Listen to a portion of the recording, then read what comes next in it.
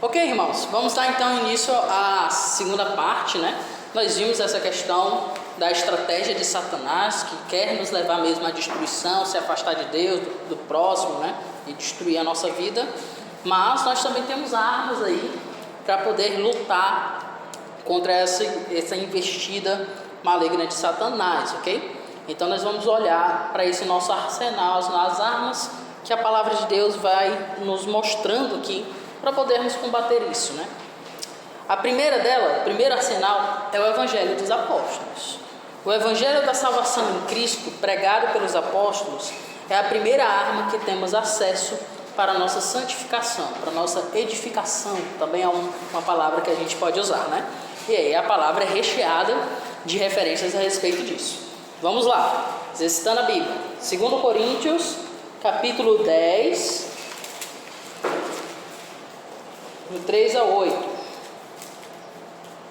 2 Coríntios 10, verso 3 ao verso 8. Diz assim: porque, embora andando na carne, não militamos segundo a carne, porque as armas da nossa milícia não são carnais, e sim poderosas em Deus, para destruir fortalezas, anulando nós sofismas e toda altivez que se levante contra o conhecimento de Deus, e levando cativo todo pensamento à obediência de Cristo, e estando prontos para punir toda desobediência, uma vez completa a vossa submissão. Observai o que está evidente: se alguém confia em si que é de Cristo, pense outra vez consigo mesmo que, assim como ele é de Cristo, também nós o somos. Porque se eu me gloriar um pouco mais a respeito da nossa autoridade, a qual o Senhor nos conferiu para edificação e não para destruição vossa, não me envergonharei.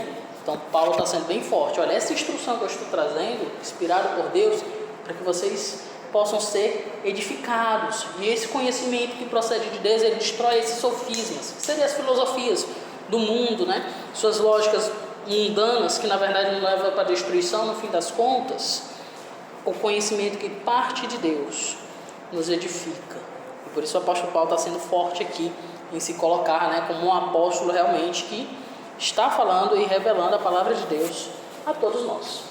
Atos 14, do 11 ao 17, também vai tratar sobre isso. Atos 14, do 11 ao 17,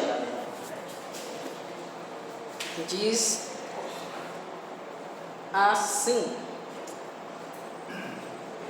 quando as multidões viram o que Paulo fizera, gritaram em língua licaônica, dizendo: os deuses em forma de homens baixaram até nós. A Barnabé chamaram de Júpiter e a Paulo Mercúrio, porque era este o principal portador da palavra. O sacerdote de Júpiter, cujo templo estava em frente da cidade, trazendo para junto das portas touros e grinaldas, queriam sacrificar juntamente com as multidões.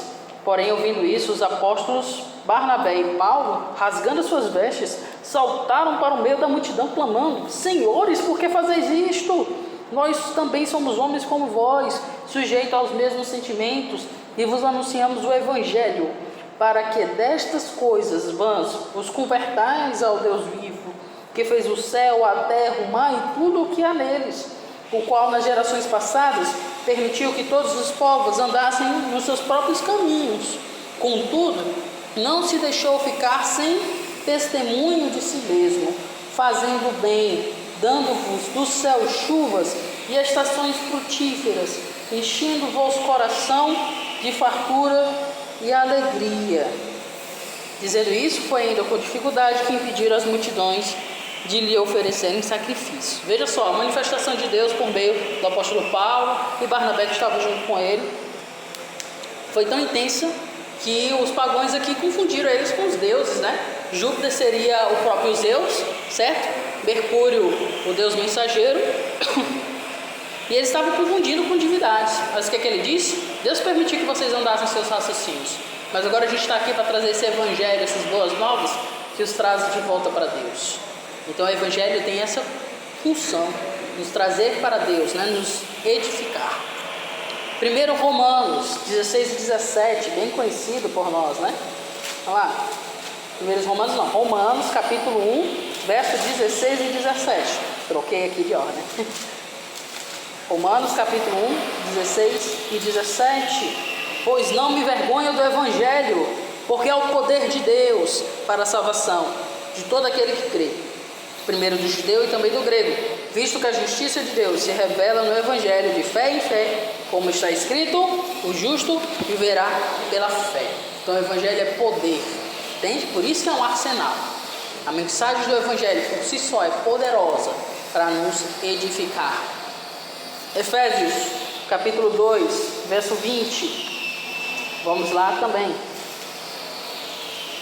Efésios 2, verso 20, diz assim: edificados sobre o fundamento dos apóstolos e profetas, sendo ele mesmo, Cristo Jesus, a pedra angular. Então, esse evangelho trazido pelos apóstolos, pelos profetas, é um fundamento onde a gente se edifica, entende? Que está sobre Cristo, obviamente, porque o evangelho é sobre ele, né? O capítulo 3, 4 a 7 também comenta sobre isso. Pelo que, quando lerdes, podeis compreender o meu discernimento do mistério de Cristo, o qual em outras gerações não foi dado a conhecer aos filhos dos homens, como agora foi revelado aos seus santos apóstolos e profetas no Espírito, a saber que os gentios são co-herdeiros, membros do mesmo corpo e co-participantes da promessa em Cristo Jesus, por meio do Evangelho, do qual fui constituído ministro conforme o dom da graça de Deus a mim concedido, segundo a força operante do seu poder. Então esse mistério de que os gentios também participam da herança da nova aliança, por assim dizer, é algo que foi dado a nós também. É isso que nos edifica, e no Evangelho que a gente pode ter essa certeza de quem nós somos, da nossa identidade, do feito de Cristo por nós. Segundo Timóteo 3, 14 a 16, finalizar essa parte, também vai nos comentar a respeito disso. 3, 14 a 16, segundo Timóteo. Tu, porém, permanece naquilo que aprendestes e de que fostes inteirados, sabendo de quem o aprendeste, e que, desde a infância, sabe as sagradas letras, que pode tornar-te sábio para a salvação pela fé em Cristo Jesus. Toda escritura é inspirada por Deus e útil para o ensino, para a repreensão, para a correção, para a edificação na justiça, a fim de que o homem de Deus seja perfeito e perfeitamente habilitado para toda boa obra.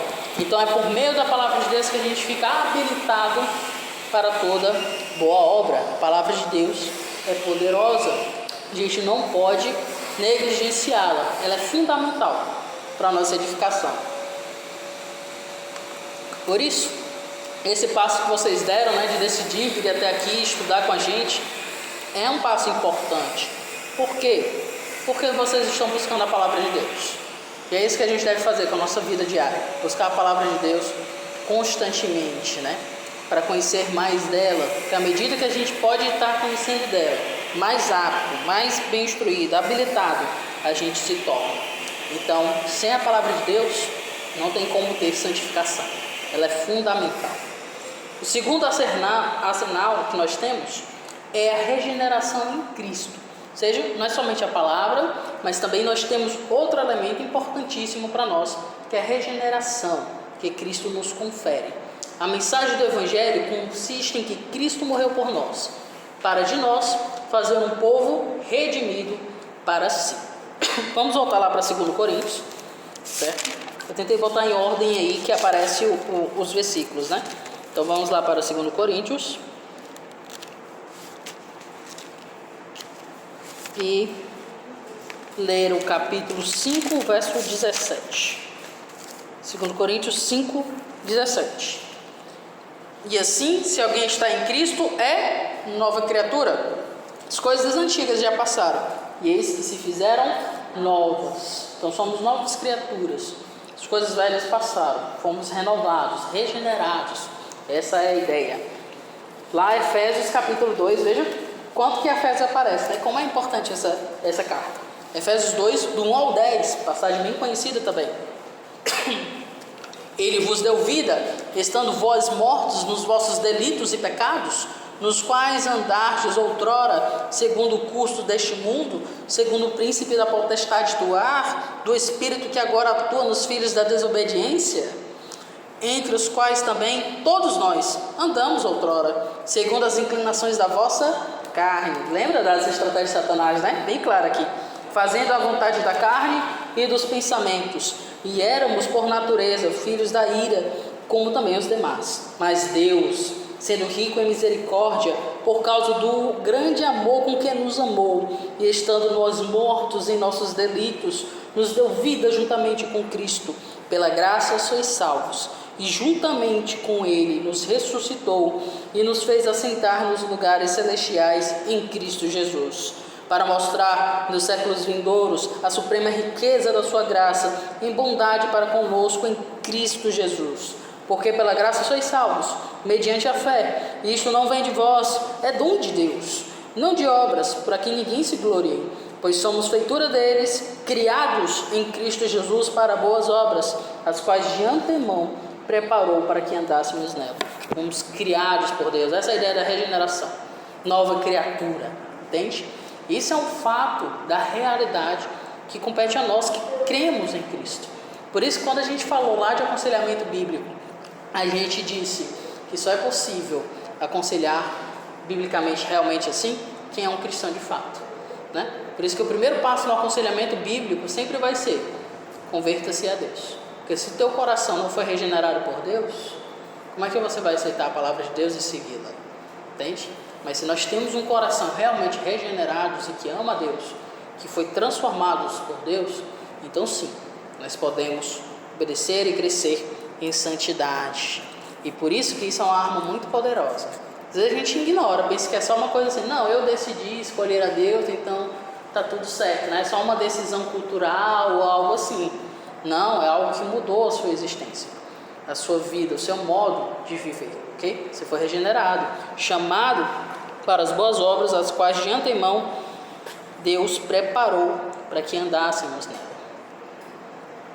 Foi isso que Deus fez em nós. E isso em si só, a sua vida, já é uma arma que pode combater as forças do mal, né? Por assim dizer, essas inclinações que Satanás nos seduz. Vamos continuar aqui sobre essa questão. Colossenses 2, do 10 ao 15.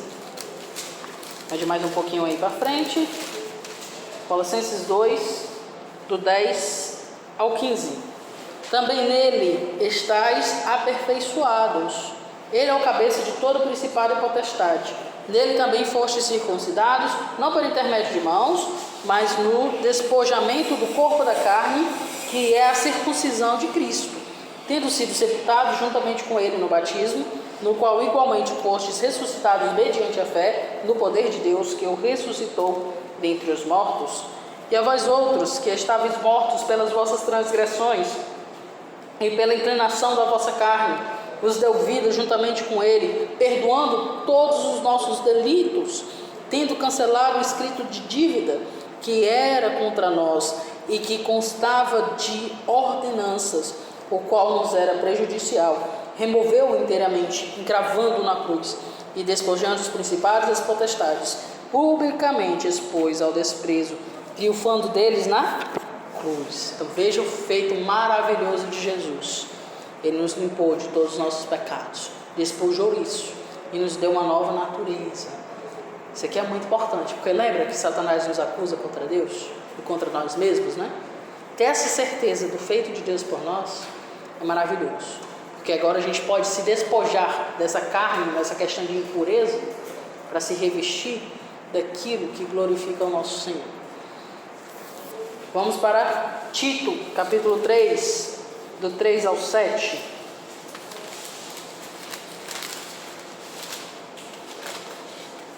Tito 3, do 3 ao 7.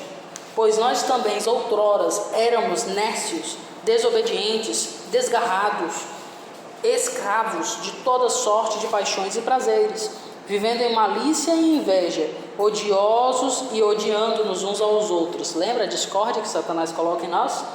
Quando, porém, se manifestou a benignidade de Deus, nosso Salvador, e o seu amor para com todos, não por obras de justiça praticada por nós, mas segundo a sua misericórdia, Ele nos salvou mediante o lavar regenerador e renovador do Espírito Santo, que Ele derramou sobre nós ricamente por meio de Jesus Cristo, nosso Senhor, a fim de que, justificados por sua graça, nos tornemos seus herdeiros, segundo a esperança da vida eterna. Então, como é que a gente pode santificar? Deus atuando em nós. 1 Pedro, capítulo 2, 9 e 10. Finalizarmos essa parte, né? 1 Pedro, capítulo 2, verso 9 e 10. Diz assim: vós, porém, sois raça eleita, sacerdócio real, nação santa, povo de propriedade exclusiva de Deus, a fim de proclamardes as virtudes daqueles que vos chamou das trevas para a sua maravilhosa luz. Vós, sim, que antes não eras povo, mas agora sois povo de Deus, que não tinhais alcançado misericórdia, mas agora alcanceis misericórdia. Essa posição, essa postura é fruto da ação de Deus em nós, em nos regenerar. Essas são as bênçãos da conversão. Entende? Não a mera decisão, não é simplesmente uma coisa assim racional. Eu escolhi a Deus, então agora estou dentro dessa caixinha e eu vou seguir a ritualística própria dessa dada religião. Não é isso, irmãos, é algo muito mais profundo. É algo que transformou a nossa existência de fato. E essa transformação por si só se torna então uma arma contra o pecado, porque nós temos uma nova natureza.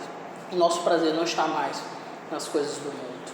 Podemos até nos enganar buscando essas coisas, mas essas coisas jamais vão nos saciar mais. Agora o nosso coração encontrou qual é o centro do nosso anseio, que é a vida para a glória de Deus. Eu me lembro de uma pequena história que se contou de um pastor batista, né, em que um jovem, que era um jovem piedoso e tudo, mas como todo cristão, tinha suas lutas contra o pecado, e esse jovem chegou para esse pastor e disse: pastor, eu estou com dúvida se eu sou salvo ou não, porque eu cometo esses pecados, não estou conseguindo ter muita vitória sobre eles, e eu estou com essa dúvida, pastor, e por favor, eu queria pedir sua ajuda, porque eu acho que eu não sou salvo. Aí o pastor, já ciente, né, dessas questões, disse assim para esse jovem: olha, faça o seguinte, vá para a balada mais terrível que há, vá lá, se festeje, se embriague, faça essas coisas e você vai descobrir se você é salvo ou não. Esse conselho, né, esquisito, né, já imaginou o pastor dizendo um negócio desse? E aquele jovem também achou esquisito, ele olhou assim: não, pastor, jamais teria coragem de fazer uma coisa dessa contra o meu Senhor. Ele, tá vendo? Por isso que você é um salvo. Entende? Porque o que o jovem quer fazer, né? É um entretenimento, é ir para o mundão mesmo, encher a cara e tudo mais, né? Mas quando nós somos mudados, nosso prazer não vai estar nessas coisas. Entende? E por isso que a gente tem que ter cuidado com a sedução de Satanás e a sedução do mundo, né? Porque o marketing cada vez mais quer vender essas coisas como coisas aceitáveis e até boas, né? Então é perigoso.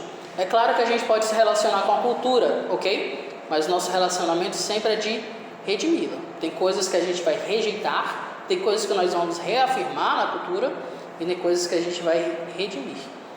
Então, usar certos tipos de roupa, certo ou errado? A resposta é: depende. Está dentro da decência e ordem ou não? Entendeu? Não um certo modelo, né? Mas se aquilo está realmente sendo decente. Então, se é possível usar aquelas coisas de forma decente, então, na cultura, tudo bem. Se não é, a gente rejeita, né? Então, esse é o cuidado que a gente tem que ter, ok? Mas por sermos regenerados, o nosso coração não se encontra nas coisas do mundo. É diferente, né? Tem histórias tristes de pessoas que cresceram em igreja e que, às vezes, por comportamento, ela parecia ser uma pessoa assim, ética, né? Educada, gente boa e tudo mais. E aí, quando chega a adolescência, a juventude, se torna maior de idade, se demanda para o mundão, né? Ou seja, ela não tinha feito uma conversão real a Deus, tinha sido transformada. Ela estava ali porque veio por uma questão cultural. Nasceu numa família cristã, a família trouxe ela para a igreja, naturalmente, e se deve fazer isso, né? Mas ela não tinha se convertido de fato. E aí, quando ela pôde encontrar uma saída para aquilo, se demandou. Entende? Então, isso é importante. A regeneração é um fator também importante na nossa luta contra o pecado. Deus te transformou. E é por isso que você não vai desistir na luta contra o pecado. Graças a Deus por isso, né? Graças ao bom Deus. O terceiro arsenal é a própria bênção de Deus, que nos impulsiona a essa santificação. Cristo detém toda a autoridade e soberania, de forma que nos abençoa a progredirmos em nossa santificação e missão. E aqui eu peguei lá do Entendendo o Tom, né? Essa frase de Abraham Kuyper, certo? Que foi um pastor e depois ele se tornou até mesmo presidente lá na Holanda, né? Fez um ótimo trabalho para a glória de Deus. Ele diz assim: não há um centímetro quadrado deste mundo do qual Cristo não possa dizer é meu. Não há um centímetro quadrado deste mundo do qual Cristo não possa dizer é meu. Tudo pertence a Ele, né? É o que diz Mateus 28, vamos lá. Mateus 28, do verso 18 ao 20. Mateus 28, do 18 ao 20. Diz assim: em verdade vos digo... Oh, perdão, estou no 18, é 28, né? É a grande comissão. Aquele vai dizer aqui também é verdade. Mateus 28, do 18 ao 20. Ok, agora estou no canto certo. Jesus, aproximando-se, falou-lhes, dizendo: toda autoridade me foi dada no céu e na terra. Ide, portanto, fazer discípulos de todas as nações, batizando-os em nome do Pai, do Filho e do Espírito Santo, ensinando-os a guardar todas as coisas que vos tenho ordenado. E eis que estou convosco todos os dias até a consumação do século. A gente reconhece rapidamente a ordem do ide, né? Às vezes a gente pensa que o ide tem a ver só com fazer missões, né?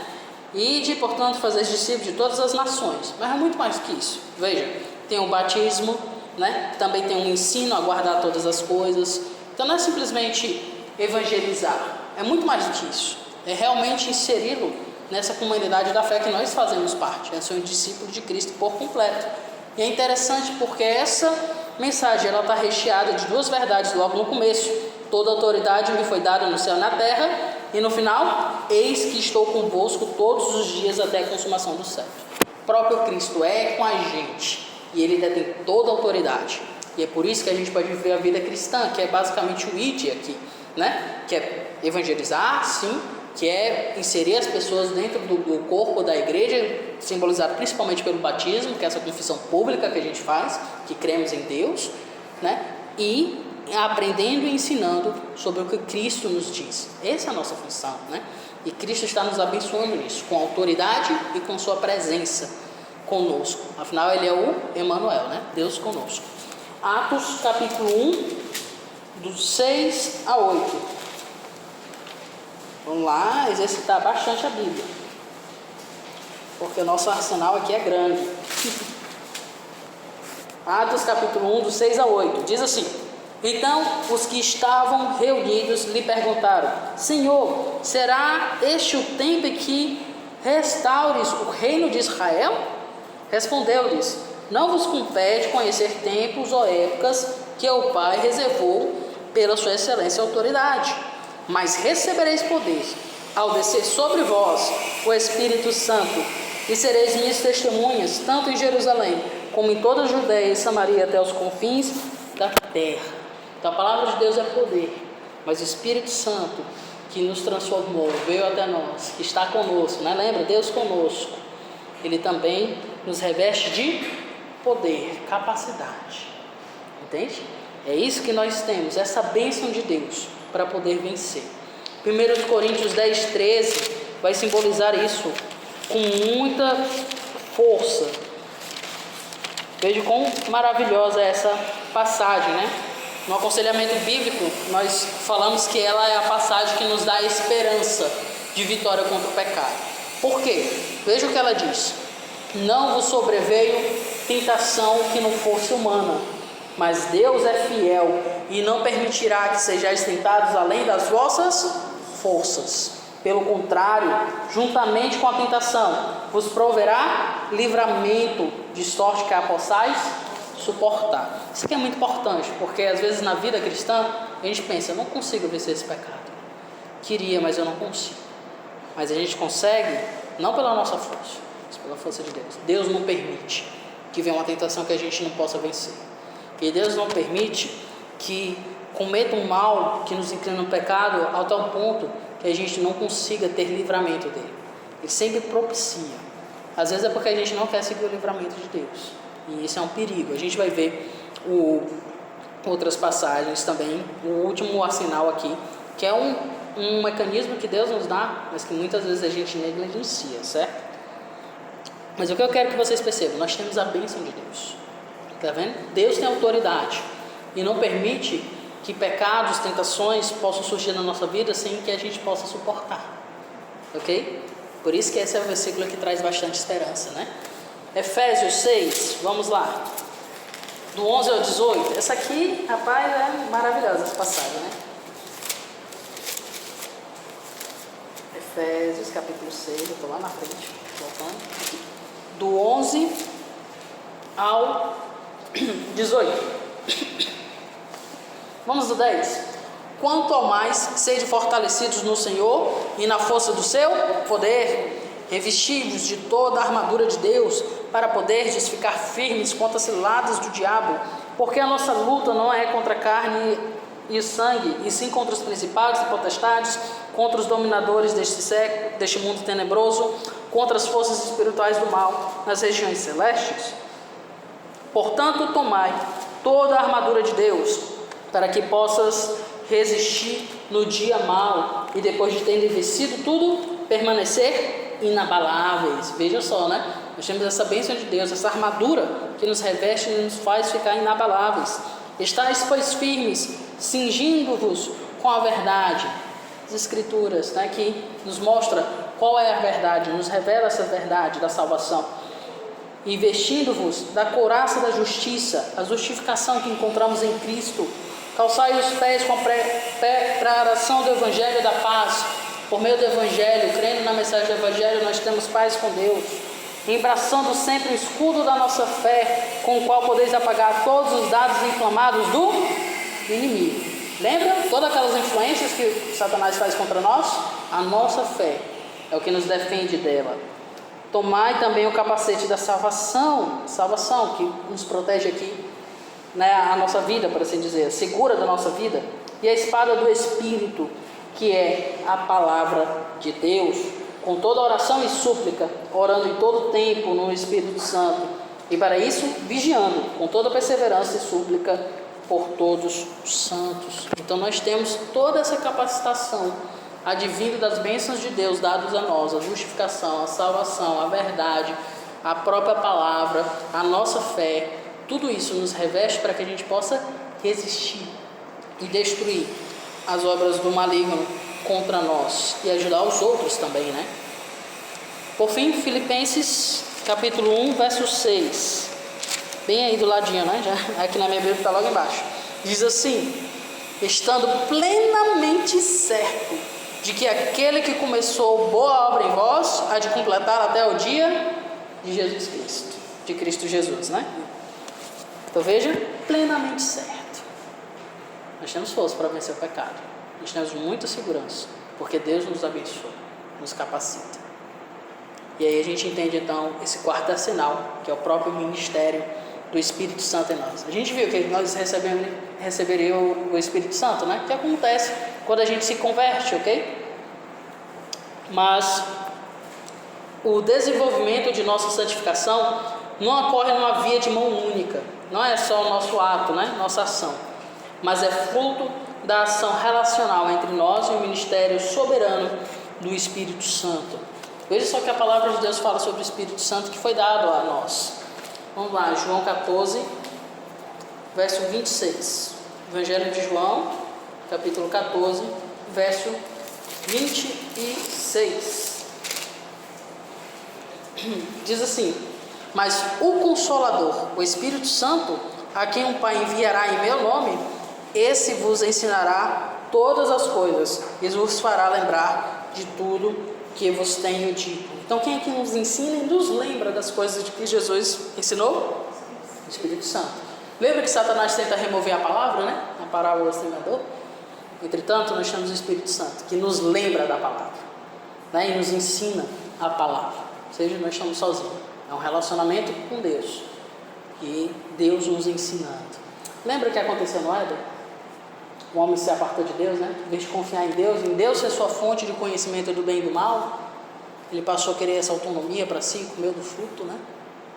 Aqui não. A gente volta a essa relação de dependência, aprendendo sobre o bem e o mal a partir do próprio Deus que nos ensina. Maravilhoso, né? A Bíblia é Deus, né? Deus é maravilhoso. Romanos 8, 26 e 27. Romanos 8, 26 e 27 diz assim: também o Espírito semelhantemente nos assiste em nossa fraqueza, porque não sabemos orar como convém, mas o mesmo Espírito intercede por nós sobremaneira com gemidos inexprimíveis. E aquele que sonda os corações sabe qual é a mente do Espírito, porque segundo a vontade de Deus é que ele intercede pelos santos. A prática da oração é uma prática às vezes difícil para nós, né? Às vezes a gente acaba negligenciando muito também. Temos que ser pessoas que oram mais também, que estudam bastante, mas que oram também. Okay? São duas coisas que não podem estar apartadas. Certa vez perguntaram a um pastor batista, né, o que era mais importante, ler a Bíblia ou orar? E ele respondeu assim: como é que pode um passarinho voar com apenas uma asa? Não é? A vida cristã é pautada em ler, estudar, meditar nas Escrituras, em oração. Como diziam os antigos pregadores, os dois testamentos são os dois grandes lábios de Deus que falam ao homem. E como as nossas irmãs ensinando as crianças, sempre diziam o quê? Quando você lê a Bíblia, Deus está falando com você. E quando você ora, você está falando com Deus. Nós somos chamados ao relacionamento. Lembra o propósito da criação lá de Gênesis? Fomos criados para se relacionar com o outro, com o mundo criado com Deus, mas também com o próprio Deus. E o Espírito Santo é justamente aquele que propicia em nós esse relacionamento. Certo? Então não tenha medo de orar, porque o próprio Espírito Santo está intercedendo por nós. Romanos 15, acabei tirando a passagem. Romanos 15, verso 13. Veja só o que diz a passagem. Romanos 15, 13. E o Deus da esperança vos encha de todo gozo e paz no vosso crer, para que sejais ricos de esperança no poder do Espírito Santo. Terceira pessoa da Trindade nos confere esse poder, essa riqueza de esperança, que é onde a gente ancora as nossas ações, né? O ser humano, ele pratica algumas coisas. O ser humano, ele possui convicções, o ser humano possui ações, e o ser humano possui afeições, né? É o que a gente pode dizer. Por fé, nós temos crenças, certo? Nós temos atos de amor, que seriam as ações. Às vezes a ação é por amor próprio, né? Então tratou tu mal porque eu me amo. E também nós temos as afeições. São fruto das nossas esperanças. Aonde a gente bota a nossa esperança? Que nos gera alegria, né? Então o Espírito Santo nos dá poder na nossa esperança. Esperança que não é coisas terrenas e passageiras, mas baseada na eternidade e no real desfrute daquilo que é justo e verdadeiro e bom. Por isso que a fé, a esperança e o amor são tão fundamentais para nós. Continuando, Efésios capítulo 1, novamente Efésios, veja aí, né? Efésios capítulo 1,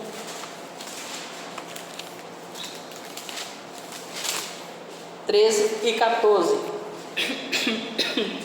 diz assim: em quem também vós, depois que ouvistes a palavra da verdade, o evangelho da vossa salvação, tendo nele também crido, fostes selados com o Espírito Santo da promessa, o qual é o penhor da nossa herança, até o resgate da sua propriedade em louvor da sua glória. Esse aqui é um versículo muito forte. A nossa salvação é garantida pelo próprio Espírito Santo. Ele é um selo que demarca que somos propriedade de Deus. E também ele é o penhor, a garantia de que Deus há de nos resgatar e estaremos com ele eternamente. Veja quão importante é o Espírito Santo na nossa vida, o seu ministério em nós. Ele é a garantia da nossa salvação. Por isso que nós batistas repetimos aquele velho jingle, né? Uma vez salvo, salvo para sempre, né? Isso é uma frase que simplifica a doutrina da perseverança dos santos, que é a doutrina da graça, né? As doutrinas da graça que nós adotamos. Quer dizer o quê? Deus atua em nós de tal forma que Ele nos impulsiona essa caminhada de santificação e de salvação, que já começou em nós e que há de se consumar com a vinda de Cristo para nos resgatar. Ok? Ele é esse penhor. Penhor vem de penhorar as coisas, né? Você dava alguma coisa aqui de garantia do empréstimo que você ia pegar. Essa é a ideia. O Espírito Santo é essa garantia, esse elemento que nos garante a nossa salvação. Por fim, vamos para Gálatas, capítulo 5, do 16 ao 25. Gálatas, capítulo 5. Já está. Gálatas 5, do 16 ao 25. Diz assim: digo-vos, porém, andai no Espírito, e jamais satisfareis a concupiscência da carne. Porque a carne milita contra o Espírito, e o Espírito contra a carne, porque são opostos entre si, para que não façais o que porventura seja do vosso querer. Mas se sois guiados pelo Espírito Santo, não estáis sob a lei. Ora, as obras da carne são conhecidas, e são prostituição, impureza, lascívia, idolatria, feitiçarias, inimizades, porfias, ciúmes, iras, discórdias, dissensões, facções, invejas, bebedices, glutonarias e coisas semelhantes a estas, a respeito das quais vos declaro, como já outrora vos preveni, que não herdarão o reino de Deus os que tais coisas praticam. Mas o fruto do Espírito Santo é o amor, a alegria, paz, longanimidade, benignidade, bondade, fidelidade, mansidão, domínio próprio. Contra essas coisas não há lei. E os que são de Cristo Jesus crucificam a carne com as suas paixões e concupiscência.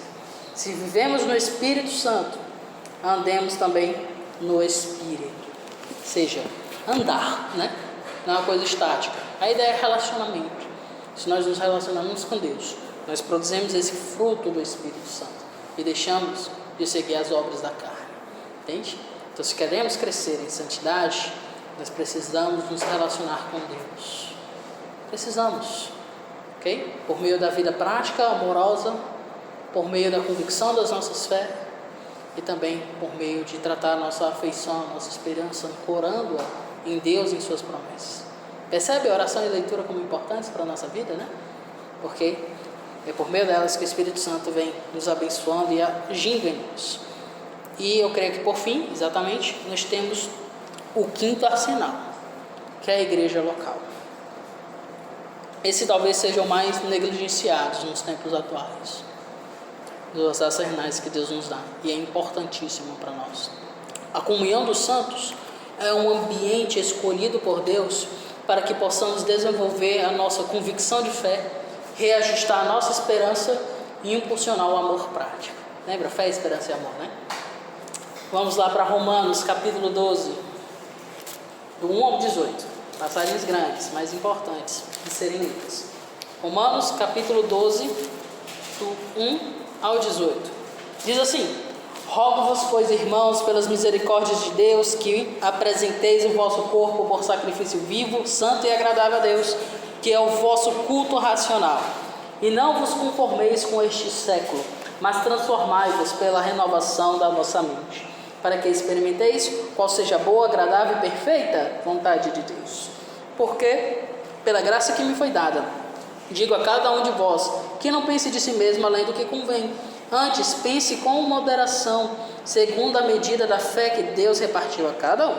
Porque assim como num só corpo temos muitos membros, mas nem todos os membros a mesma função, assim também nós, conquanto muitos, somos um só corpo em Cristo e membros uns dos outros.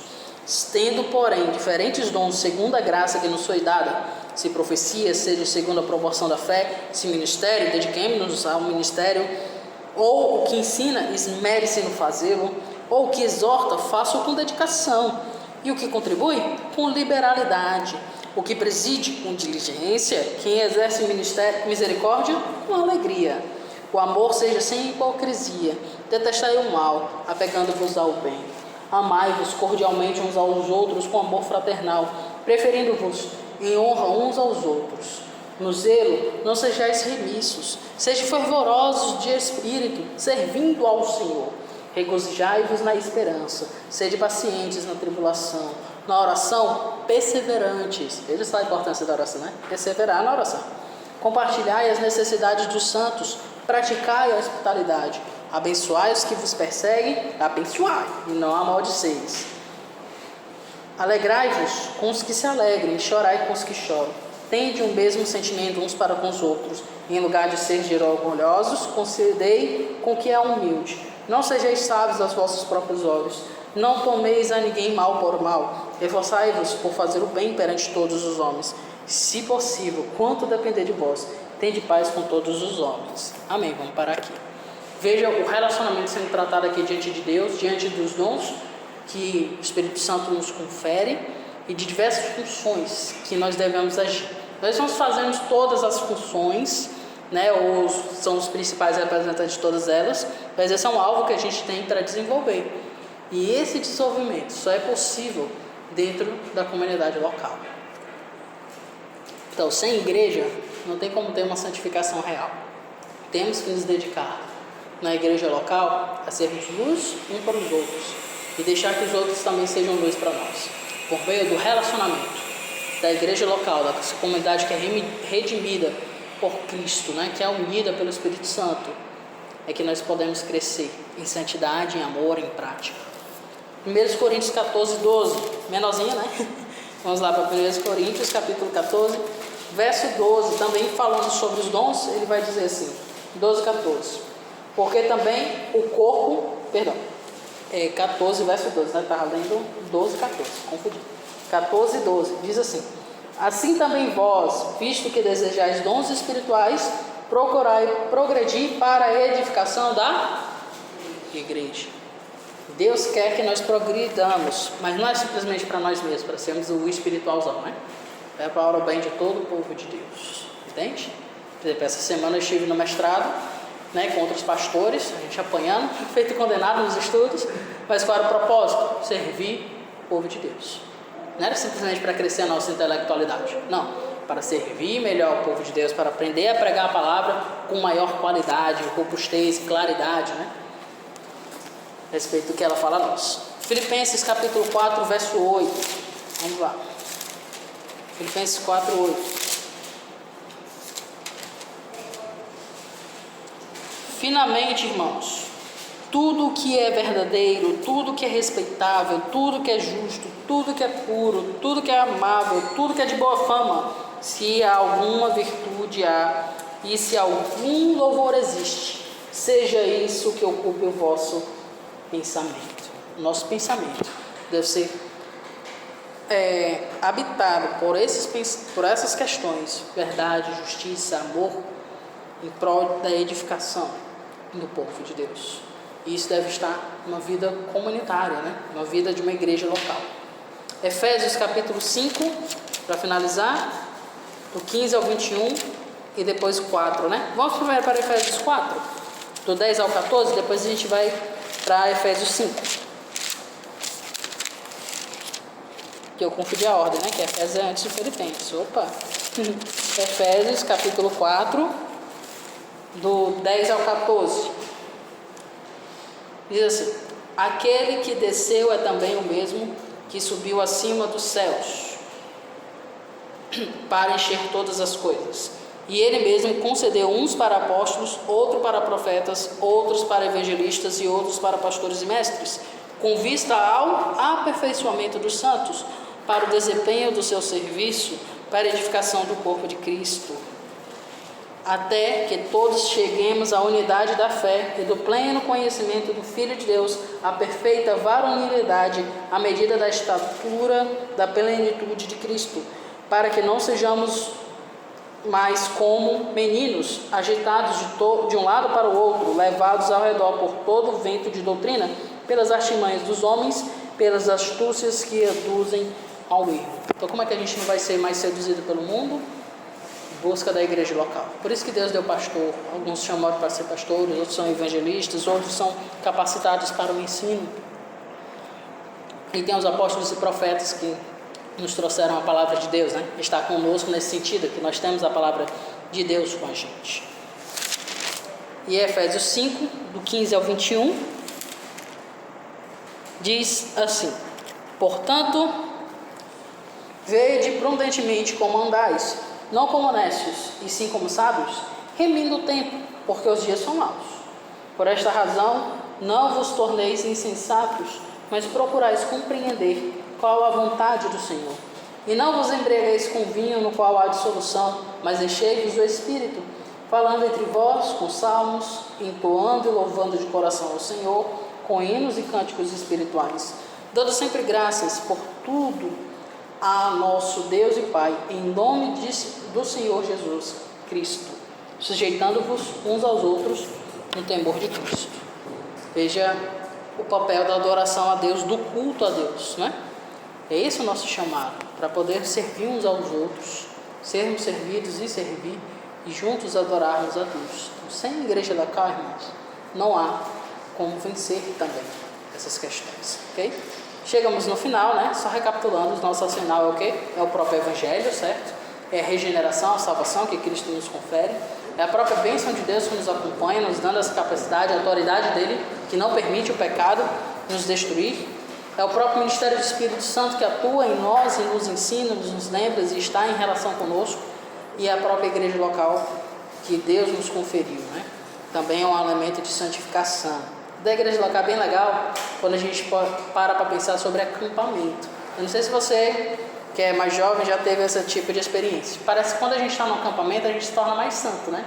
Parece que peca menos, né? Se dana menos, consegue crescer. Alguns não, mas muitos sentem isso, né? E quando vai para a vida longe da comunidade local, parece que você ficou mais desgarrado ali, errando mais, né? Quando eu era jovem, eu percebia bem essas questões.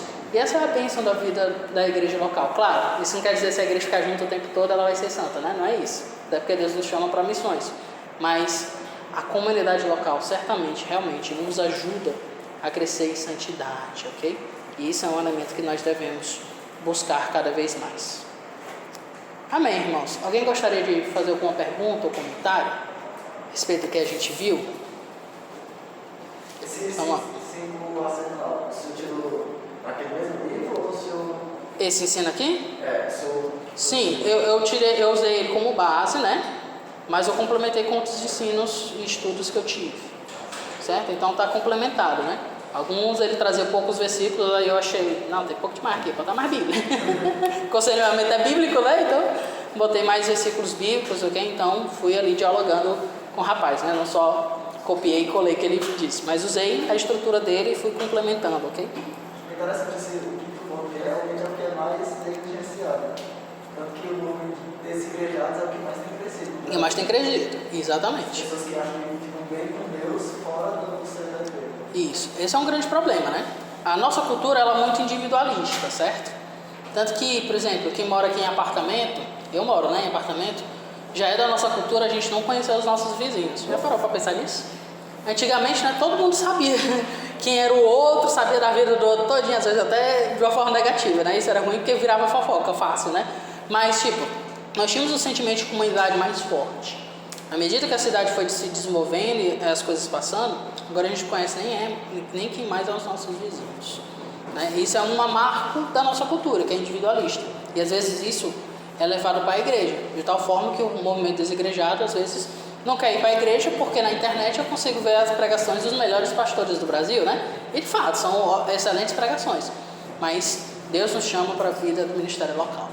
Então pense na luta contra o pecado. O quão importante é você ter alguém que possa lhe discipular, lhe aconselhar, biblicamente, né? Ter um confessor, que alguns falavam antigamente, né? Alguns chamavam amigo do peito. Pessoa com quem você abre seu coração, fala das suas dificuldades e ele lhe orienta segundo a palavra de Deus.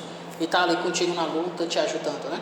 A gente perdeu isso. Falar dos nossos pecados às vezes se tornou vergonhoso, porque a gente sempre tem que ser aquele santão, né? Mas a verdade é que a gente falha. E que a gente precisa de irmãos para nos ajudar a enxergar coisas que às vezes nos escapam. E a gente não quer mais buscar isso, porque a gente vive num mundo muito individualizado. Ou então só quer as coisas do jeitinho que a gente gosta, né? Então se a igreja tem algo que me desgosta, eu não vou ficar mais nessa igreja. E é um outro problema. Você quer buscar a igreja que se comporte com o estilo que você quer, ou com aquilo que você quer acreditar, e não com aquilo que provém das Escrituras. E isso é um outro problema. Por isso que as igrejas hoje, que são megas igrejas, geralmente são de denominações que não levam muito em consideração a palavra de Deus. Fala, mas aqui e ali, né? Fala pouco, em muita festa, muito louvor, muita adoração. Então, isso é uma tendência que tem se tornado e muitas vezes prejudica a fé do cristão. Porque nós precisamos disso aqui, ó, de Bíblia, né? É a primeira arma que a gente tem, né? Mas alguns só vão para cá e não querem os outros elementos. Então não é só a Bíblia, né? Você não é um bárbaro, pensando para quem gosta daquelas coisas fantasiosas de medieval, RPG, essas coisas, né? Você não é um bárbaro, um cara que fica com uma tanguinha de texugo, uma espada gigante na mão, destruindo os demônios, né? Nós somos um exército juntos. Não é assim que se ganha em batalha. Um só homem, sozinho contra tudo, não vai vencer. Se a gente não estiver unidos, guiados pela força e estratégia de Deus, que é o nosso general, não vamos vencer. Diz que o nosso general é Cristo, né? Diz a canção infantil, não é isso? Então, é isso que a gente tem que fazer. Seguir os passos de Deus e a sua direção. A irmã ia comentar? Não? Alguém mais quer falar algo? Ok, então vamos orar a Deus, certo? Aí eu encerro e passo pro Ivens para dar os últimos comunicados. Oremos. Senhor amado Deus, eu quero te agradecer por essa manhã, por esse dia em que a gente se reuniu aqui, ficamos conversando bastante, lendo muito a tua palavra, onde a gente viu que o mundo jaz no maligno e que o maligno tenta nos levar para longe de ti por meio de várias artimanhas. Mas também vimos que tu, em tua bondade e misericórdia, nos deu várias armas que é capaz de vencer esses ataques, essas investidas do inimigo. Que nós aqui possamos nos apropriar desses elementos cada vez mais e com vigor, com amor, com temor a ti, te amar e te servir por meio de todos esses elementos a nós conferidos com tanto amor e carinho da parte de ti. Eu te peço pelo bem dos meus irmãos que o nosso retorno possa ser proveitoso e que a vida para a glória e honra do teu nome seja a nossa estima, Senhor. Nos abençoe e seja conosco. É o que rogamos. Em nome de Cristo. Amém.